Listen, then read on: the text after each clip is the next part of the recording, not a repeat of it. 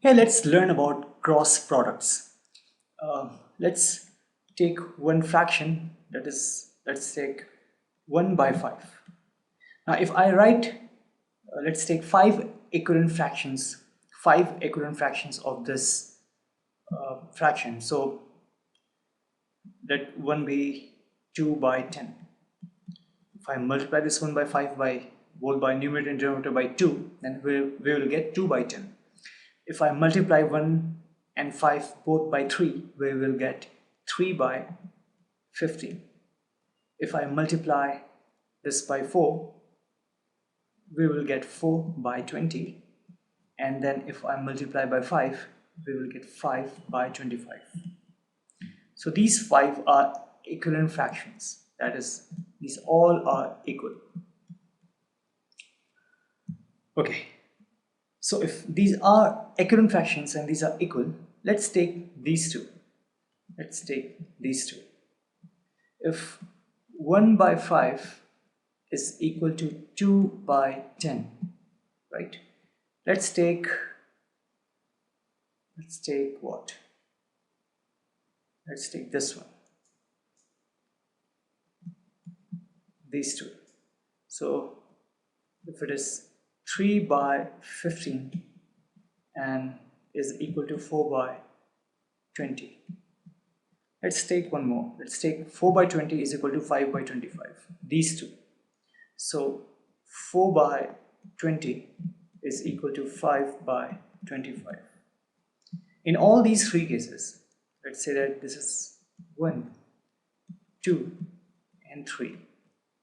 In all these three cases, if you multiply this numerator of the first one by the denominator of the second one, so if I multiply 1 and 10, so this will be 1 times 10, and then numerator of the second one with the denominator of the first one, that is to the left hand side one, so this will be 2 times 5.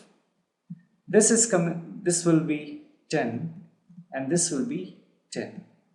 Both the values, that is, if we multiply 1 by 10 and 2 by 5, is equal to 10. Both these values is equal to both the values of these multiplications are 10. Therefore, we can say that these two are actually equal. Let's see here. If I multiply numerator of this one with the denominator of this one, this will be 3 by 20. If I multiply numerator of this one by the denominator of this one, this will be 4 by 15. If we solve this, we will get 60. If we solve this, we will get 60. These two, both the values are equal, therefore this also is equal. This multiplication of 3 and 20 with 4 and 15. Similarly, in this case, if I multiply numerator here and denominator here, 4 times 25, numerator here with denominator here, this is 20, and if you solve it, this will be 100, this will also be 100. That means these both values are equal, therefore we can say that these two are equal. So what does that mean? That means that if we have to summarize, if we have A by B is equal to C by D, that is, this fraction is equivalent to this one, therefore that are equal, then A times D will be equal to B times C. That's actually what is a cross product.